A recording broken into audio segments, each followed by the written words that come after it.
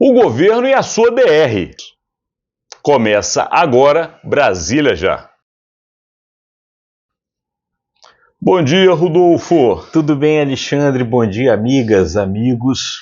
Bom dia, estamos iniciando aí mais um conteúdo, puxando para um lado um pouco irônico, de brincadeira, porque a DR é uma coisa muito comum nas relações entre homens e mulheres, ou relações afetivas e conjugais de modo geral, que são as discussões de relação.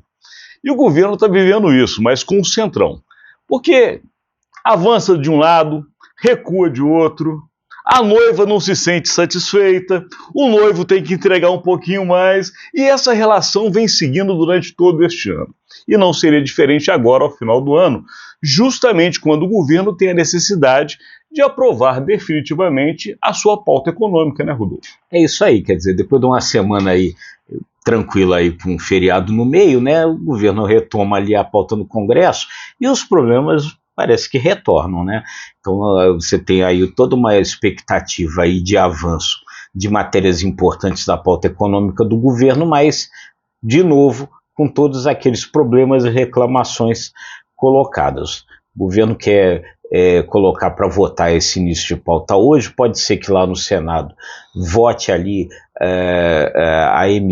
o projeto sobre as apostas esportivas na Comissão de Assuntos Econômicos. Ele deve ser aprovado ali hoje na Comissão de Assuntos Econômicos, mas na sequência os problemas parece que vão retornar, Alexandre. Lembrando para quem está do outro lado, são as famosas apostas bet.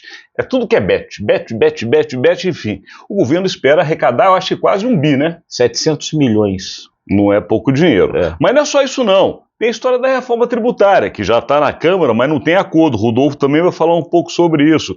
Não bastasse tudo isso, ainda tem vetos para serem votados, porque o presidente da República fez veto a projetos e assuntos votados e concluídos no Congresso Nacional, mas que os parlamentares não gostaram. Entre eles, inclusive, o famoso arcabouço fiscal, né, Rodolfo? É isso, né? Quer dizer, a partir daí, o resto tudo está com um sinal de problema. A questão das apostas esportivas na comissão, ainda depois vai ter que ir para o plenário. A reforma tributária lá na Câmara, você lembra, ela foi aprovada primeiro na Câmara, passou pelo Senado, o Senado modificou, teve que voltar para a Câmara. E aí tem toda aquela discussão no sentido de se os deputados aceitarão ou não as mudanças que foram feitas lá no Senado. Aparentemente não aceitam todas.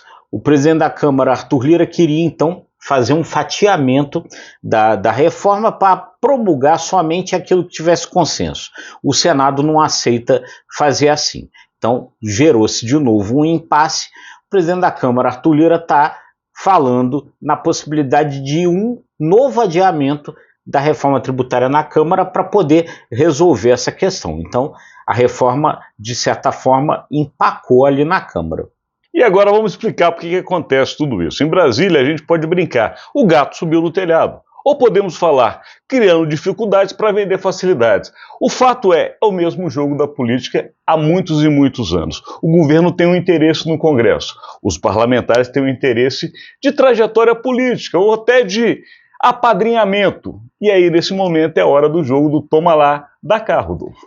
Pois é, porque agora o PP, o partido do Arthur Lira, apesar de já ter ganho 2 ministérios, se a gente contar também, de repente, o Ministério do Turismo, que também antes já tinha sido indicação do Arthur Lira, o Centrão tem 3 ministérios, portanto, a presidência da Caixa, e mesmo assim o PP do Arthur Lira ainda está dizendo que não está legal, que não está bom, que o governo não está liberando as emendas e que se não liberar pode, enfim, o partido colocar dificuldades, enfim. Então, aquele mesmo clima que a gente está vendo aí desde o início do ano, continua ali. O União Brasil, né, outro partido ali do Centrão, está fazendo modificações ali, vai mudar o comando e está falando de ir mais para a direita agora e aí nesse ponto também se afastar um pouco do governo, mas sem entregar os ministérios que tem, né?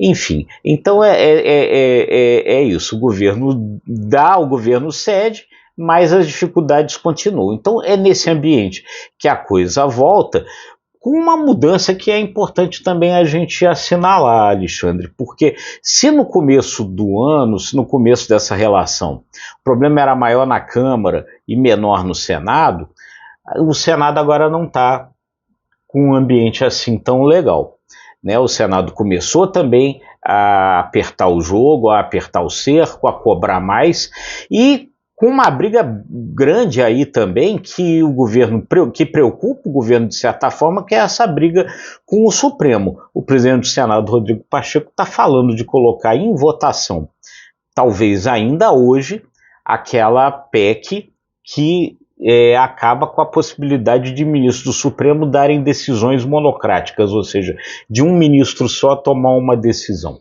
Isso porque o ministro da Fazenda, Fernando Haddad, já no final da semana passada, prometeu e garantiu que a liberação de verbas de nada menos do que um montante de 96 bilhões de reais estaria acertado para que o Congresso recebesse. Ou seja, da parte do Ministério da Fazenda, não teria dificuldade desde o Congresso Nacional, e aí entenda-se justamente Rodrigo Pacheco e Arthur Lira, adiantasse a pauta econômica de interesse do ministro, mas parece que não foi suficiente. E o União Brasil, que você lembrou, faz uma guinada ainda mais à direita, porque ele quer, na verdade, não somente não entregar os ministérios e se posicionar como um partido de centro-direita e também conservador, como ele quer entrar nas prefeituras, que é um dos objetivos de todos os partidos no ano que vem, as eleições municipais, e o União Brasil pretende, pelo menos foi anunciado, fazer a maior, se é possível, número de prefeituras e vereadores de todo o Brasil. Portanto, a briga, Rodolfo Lago, está só começando,